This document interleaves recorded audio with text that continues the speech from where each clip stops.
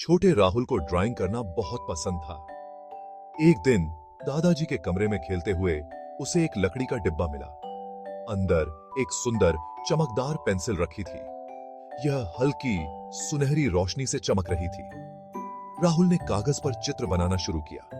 जैसे ही उसने आखिरी पत्ता बनाया, कुछ जादू हुआ। कागज पर बने पेड़ में असली आम उगने लगे। राहुल हैरान था। उसने अपनी जादुई पेंसिल से एक जीवित, सांस लेने वाला आम का पेड़ बनाया था। पर इतना ही नहीं, पेड़ बोलने लगा। अरे नौजवान कलाकार! यह एक गहरी, दोस्ताना आवाज में गूंज उठा। मुझे जीवन देने के लिए धन्यवाद। राहुल अवाक रह गया। उसका मुंह खुला का खुला रह गया। उसने कभी नहीं सोचा था कि उसके चित्र जीवंत हो सकते हैं। आम का पेड़ हंसा। उसके पत्ते हंसी की तरह सरसराहट कर रहे थे। शर्माओ मत, इसने कहा। मुझसे कुछ भी पूछो।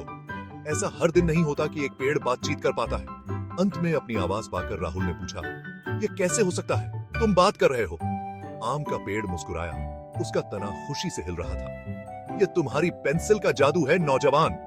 यह आपके द्वारा बनाई गई किसी भी चीज को जीवंत कर सकता है। राहुल बहुत खुश था। उसने बाकी दिन आम के पेड़ से बातें करने में बिताया। उससे तरह तरह के सवाल पूछे और उसकी काल्पनिक कहानियां सुनी।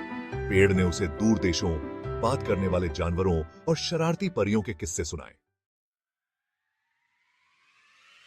अगले दिन राहुल ने कुछ अलग बनाने का फैसला किया। वह दुनिया से ऊंचा उठकर क्लाउडों के बीच उड़ना चाहता था। उसने अपनी आंखें बंद कर लीं। कल्पना कर रहा था कि हवा उसके पंखों के नीचे कैसी महसूस होगी। अपनी आंखें खोलते हुए राहुल ने सावधानी से एक शानदार चील को आकर्षित किया। उसके पंख चौड़े फैले हुए थे, जैसे उड़ान भरने के लिए तैयार हों। और ठीक उसी तरह कागज पर बना बाज जीवंत हो उठा। इसने अपने पावरशाली पंख फड़फड़ाए, जिससे हवा का एक झोंका आया, जिससे राहुल के बाल बिखर गए। आशा है युवा मित्र, चील चिल्लाई। उसकी आवाज मजबूत और स्पष्ट थी। चलो आसमान को छूते हैं। बिना किसी हिचकिचाहट के राहुल चील की पीठ पर चढ़ गया। उसने कसकर पकड़ लिया, क्योंकि चील हवा में उड़ गई। उन्हें ऊंचा और ऊंचा ले गई, जब तक कि नीचे के घर छोटे छोटे धब्बों की तरह न दिखने लगे। राहुल हंसा। उसका दिल खुशी और उल्लास से भर गया। वे भुलक्कड़ सफेद क्लाउडों से उड़े। राहुल के चेहरे पर सूरज की गर्माहट थी। जैसे ही वे उड़े, राहुल ने दूर एक काले, क्रोधी दिखने वाले बादल को देखा। यह बड़बड़ाता और कराहता रहा, जिससे पूरे आसमान में बिजली चमकती रही। उस बादल में क्या खराबी है? राहुल ने चील से पूछा। चील ने अपना सिर हिलाया। वह ग्रम्पी गस है, स्टॉर्म सी क्लाउड। वह हमेशा बुरे मूड में रहता है, हर बात की शिकायत करता है। जिज्ञासु! राहुल ने चील को करीब ले जाया। नमस्ते ग्रम्पी गस! राहुल ने पुकारा। आप आज इतने उदास क्यों हैं? ग्रम्पी गस ने राहुल को बिजली की आंखों से देखा। चले जाओ, उसने धमाका किया। कोई भी क्रोधी बादल के आसपास नहीं रहना चाहता। अगर मैं हमेशा बारिश कर रहा हूं तो मैं इसकी मदद नहीं कर सकता। राहुल को ग्रम्पी गस पर तरस आया। लेकिन अगर आप तूफान के बजाय खुशी लाए तो क्या आप खुश नहीं होंगे? उसने पूछा। ग्रम्पी गस ने उपहास किया। आनंद? मैं खुशी कैसे ला सकता हूं? मैं तो बस एक बड़ा धूसर बादल हूं। राहुल एक पल के लिए सोचा। वह जानता था कि उसकी जादू की पेंसिल मदद कर सकती है, लेकिन वह क्या आकर्षित कर सकता था? तभी राहुल को एक तरकीब सूझी। चिंता मत करो ग्रम्पी गस, उसने मुस्कुराते हुए कहा। मुझे लगता है कि मैं आपकी मदद कर सकता हूं। उसने अपनी जादू की पेंसिल निकाली और कुछ ही पलों में उसने ग्रम्पी गस के ठीक पीछे एक विशाल, मुस्कुराते हुए सूरज को खींच लिया। जैसे ही उसने चित्र बनाना समाप्त किया, सूरज तेज चमकने लगा। उसकी गर्म किरणें ग्रम्पी गस के अंधेरे बाहरी हिस्से को भेदती हुई। क्रोधी बादल सिकुड़ने लगा। धूसर रंग धीरे धीरे फीका पड़ने लगा। उसकी जगह एक नरम, फूली हुई व्हाइटी ने ले ली। वाह!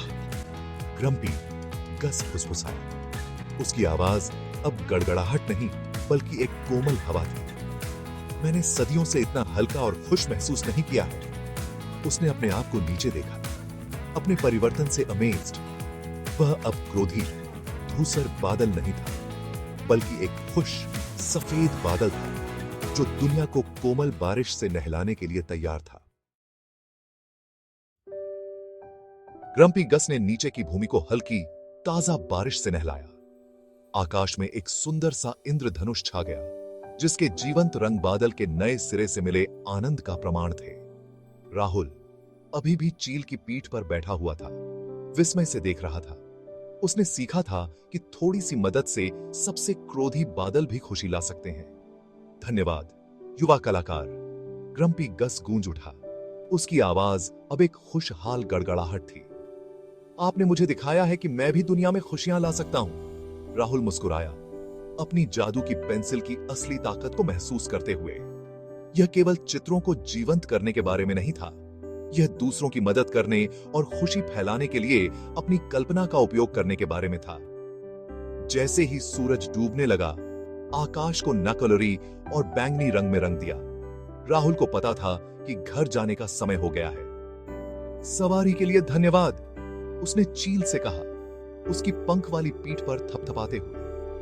कभी भी युवा मित्र, चील ने पलक झपकते हुए उत्तर दिया। जब भी आपको क्लाउडों में भागने की आवश्यकता हो, मुझे फिर से ड्रा करें।